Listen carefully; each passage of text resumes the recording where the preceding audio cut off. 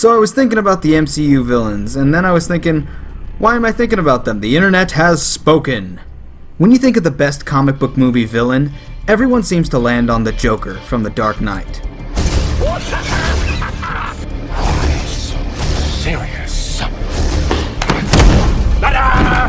It's gone. Now why is that? Is it because he's charismatic and entertaining and shocking because of Heath Ledger's performance? Is it his evil plan? Is it his compelling backstories? You wanna know how I got these scars? Is it his one-liners? What do you want? I just want my phone call. Whatever the reason is, I hear all these loud opinions on the internet about the MCU villains and the DC villains and villains just in general. So I decided to ask myself, what makes a good villain? And I arrived at this conclusion. What makes a good villain is how much shit they put their hero through.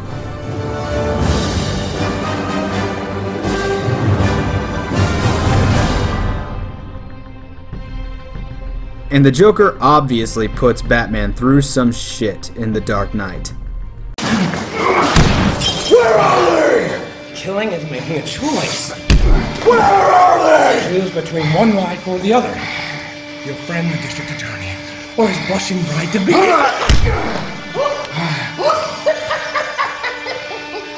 The Joker has a message to send, and he communicates it through psychological, physical, and social forms of torture. The majority of the MCU villains accomplish this as well. They just aren't as flashy, and they don't have an iconic name like the Joker to springboard off of. Villains such as Obadiah Stane, Raza, Loki, Ivan Vanko, Winter Soldier, the Mandarin, Ultron, Scarlet Witch, Quicksilver, Yellowjacket, Ronan the Accuser, Yondu, Nebula, Ego, Taserface, Zemo, Vulture, Grandmaster, Hela, Claw, Killmonger.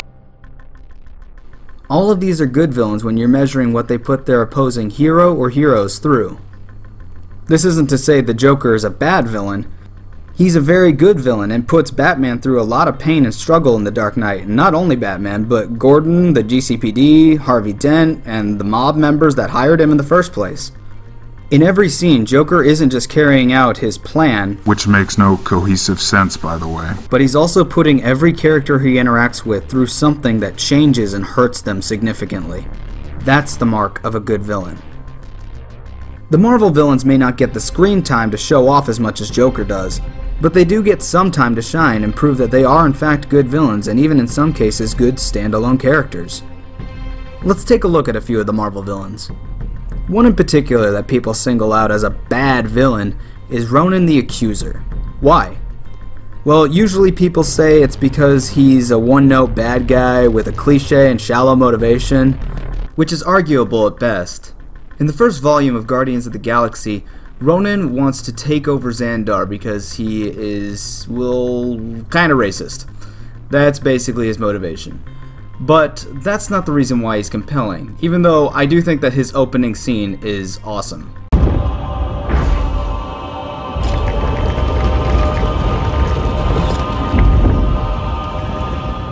they call me terrorist, radical, zealot, because I obey the ancient laws of my people, the Kree, and punish those who do not.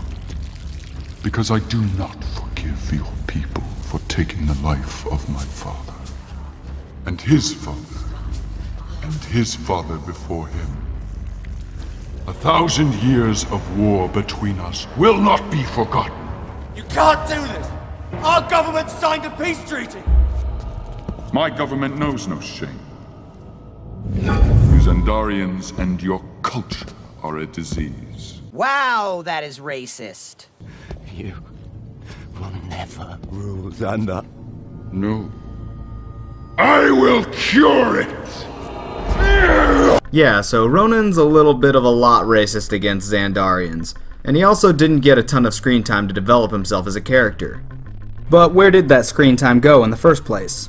Well, remember these certain 5 characters that nobody had ever really heard of and we kinda needed to care about in order for this franchise to succeed? So yeah, the screen time went to the Guardians, and I don't think that that's a weakness on Ronan's part, because he still got a chance to put one of our heroes through something really traumatic. Drax the Destroyer. Ronan the Accuser! You are the one who transmitted the message? You killed my wife. You killed my daughter! And yes, has the "you killed my family" thing been done to death? Absolutely. Hello! My name is Inigo Montoya. You killed my father. Prepare to die. Stop saying that! But Ronan takes this cliché one step further than most villains do. I don't recall killing your family. I doubt I'll remember killing you either. Oh, man. After all that, Drax has fought tooth and nail to just face Ronan one more time so that he could kill him and get his revenge. And what does Ronan have to say about it? I don't even remember killing your family. And I doubt I'll remember killing you. That sucks. I mean, that is some cold shit. It would be one thing if he really twisted the knife and talked about his family to him, but he's like, I don't even remember it. It didn't mean anything to me. And neither do you. That is cold. And the way that Ronan and Drax mirror each other is something to be noted too. Ronan is blinded so hard by wanting to reclaim Xandar that he doesn't care who he destroys in the process. Similarly, Drax doesn't care about putting the rest of the Guardians in danger just so he could face Ronan one more time. Blasted idiot! They're all idiots! Quill just got himself captured. None of this ever would have happened if you didn't try to single-handedly take on a frickin' army! You're right. I was a fool. Ronan is a good villain. He's just not the direct villain to the main character of the movie, Star-Lord. Yeah! Ooh, child, things are gonna get easier. Ooh, child, things will get brighter. Listen to these words. But Ronan is just one example. There's a whole group of characters that I think people write off as villains because they eventually became heroes. Winter Soldier, Scarlet Witch, Yondu, and Nebula are fantastic villains and put their heroes through all kinds of emotional and physical stress. Winter Soldier pushes Captain America further emotionally than we've ever seen before in a Marvel movie.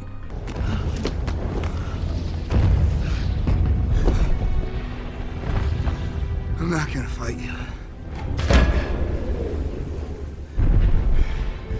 You're my friend.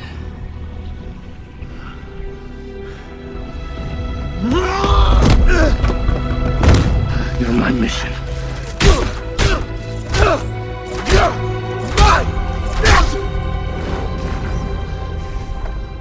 Then finish it.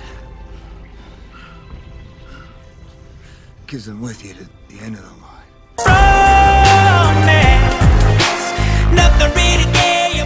And yes, Winter Soldier was the primary villain of that movie because in that movie, he was a villain. He wasn't Bucky yet. Scarlet Witch. She makes some of the Avengers relive their worst nightmares. And not only that, but her brother reveals their very dark backstory and why they hate the Avengers so much. When the first shell hits 2 floors below, it makes a hole in the floor. It's big.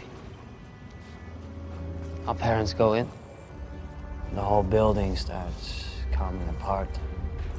I grab her, roll under the bed, and the second shell hits, but it doesn't go off. It just sits there in the rubble. And on the side of the shell is painted one word. Stark. Every effort to save us, every shift in the bricks, I think this will set it off. We wait for 2 days for Tony Stark to kill us. Did Yondu give you the feels in Guardians Volume 2? Yes, he gave everyone the feels. He may have been your father, boy, but he wasn't your daddy. But that does not change the fact that Yondu was not a hero in the first Guardians of the Galaxy. He was a villain through and through, charismatic, entertaining, and fun, but definitely a villain. These boys wanted to eat you. They ain't never tasted Terran before. I saved your life! Oh, will you shut up about that? God! Normal people don't even think about eating someone else, much less that person having to be grateful for it! Nebula didn't get much to do in the first Guardians. But in the second, yes, she had an amazing story to tell and a real impact on Gamora.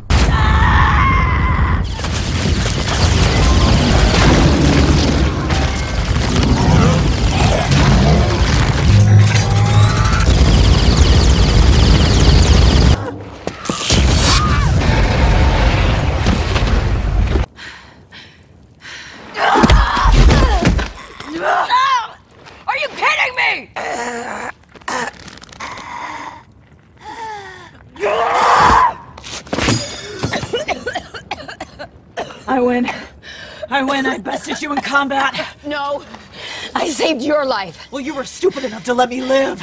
You let me live. I don't need you always trying to beat me. I'm not the one that just flew across the universe just because I wanted to win. Do not tell me what I want. I don't need to tell you what you want. It's obvious. You were the one who wanted to win, and I just wanted a sister. It's not even until the last bit of the movie that we're left with the question, is she a villain though? The other Marvel villains that are good for similar reasons to Ronan I'll list off now. Father is dead.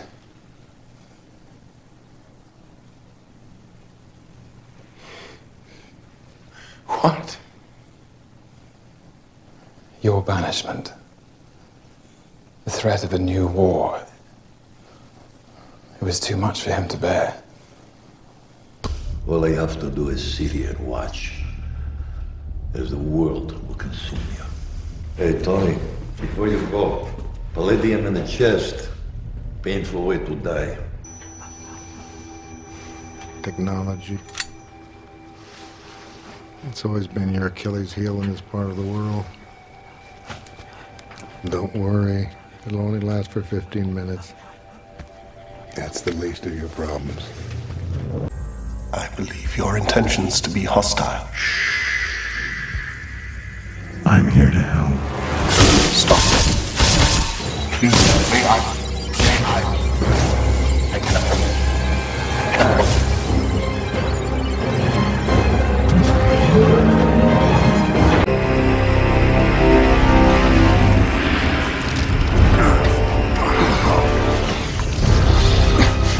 No more false faces. You said you wanted the Mandarin. You're looking right at him.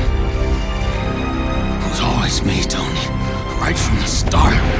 I am the Mandarin! I'm gonna destroy everything you love! I'm gonna have to shrink between the molecules to get in there. Get away from us! Daddy, help! I love you, Cassie. It broke my heart to put that tumor in her head.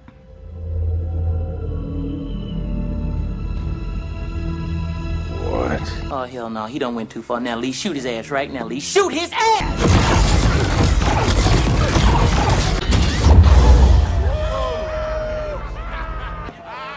You're the one what killed those men by leading them down the wrong path. Because you're weak. I am Hela, Odin's firstborn, the commander of the legions of Asgard, the rightful heir to the throne and the goddess of death. I waited my entire life for this. Show me my respect. The world's gonna start over and bow down. I'ma burn it all. Tell me something. What do you know about Wakanda?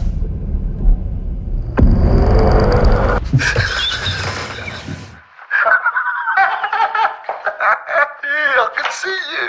No one should jump to conclusions and spew whatever the internet tells them without thinking about it for themselves first. Why? Well, for one, it annoys me personally. But for real, you should look at things as they are, not as people told you they are, even when the whole internet says so. Even if the whole world is telling you to move, it is your duty to plant yourself like a tree, look them in the eye and say no. You move. Because I'm sorry, the internet doesn't know everything. And there are some objectively good things to be found in how Marvel has made their villains, such as how they've restructured Vulture. Vulture isn't a particularly compelling villain as he is in the comics, I'm sorry. But look at how they restructured him. He's literally a vulture, picking up the scraps left behind by the Avengers. And not only that, he's exactly the kind of person that Spider-Man said he fights for in Civil War. Look, when you can do the things that I can, but you don't, and then the bad things happen, they happen because of you.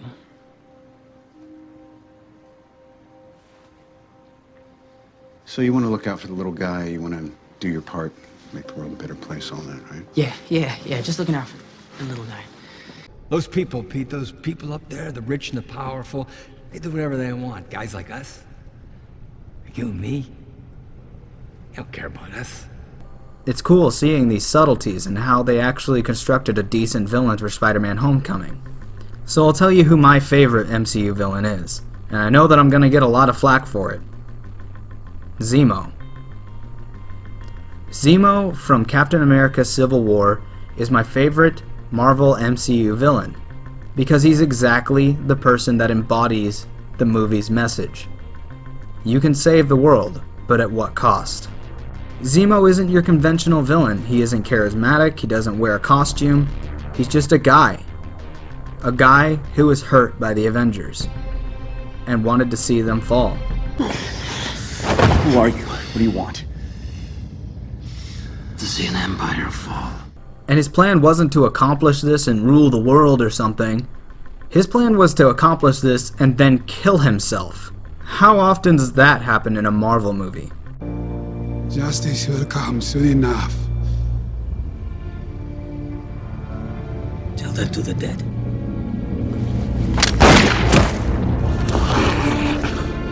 The living are not done with you yet.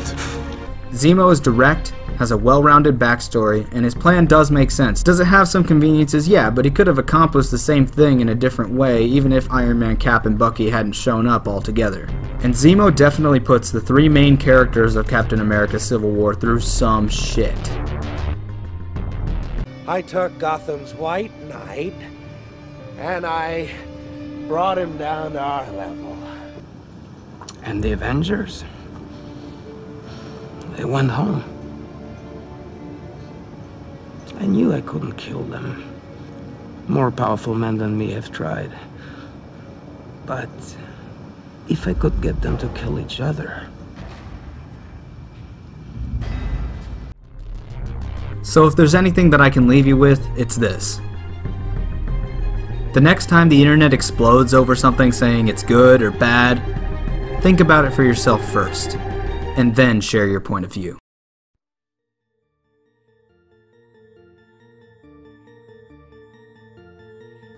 Hey guys, so who's your favorite Marvel MCU villain? Let us know in the comments. We got Patreon, so sign up. We got 3 different tiers of it. You can pledge $1 a month, $5 a month, $10 a month. $1 is on-call fans, $5 is part-time fans, and $10 is full-time fans. Different tiers get different perks. Yeah, support us guys. If you want to see us make more videos so you guys have more stuff to watch, just click the link and follow it, and like, share, subscribe, and we'll see y'all next time.